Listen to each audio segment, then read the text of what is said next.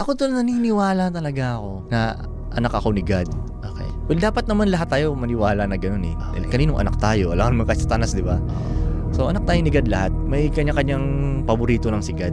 Kung hindi kanya paborito agad, pwede mong gawa ng paraan na maging paborito kanya. Meaning, gawin mo talaga yung dapat gawin ng isang anak ni God at matutuwa siya sa'yo. Parang let's say, kunyari ikaw may anak kang lalaki. May dalawa kang anak. Yung isa sumusunod sa'yo, yung isa hindi. Mas paborito mo nga yung sumusunod sa'yo eh. Diba mas bibigyan mo ng mga gift yun, nang bibibless mo yung ano yun dahil mas sumasabay siya sa program mo eh. Tapos parang ayaw mo yung isang hindi sumusunod sa'yo.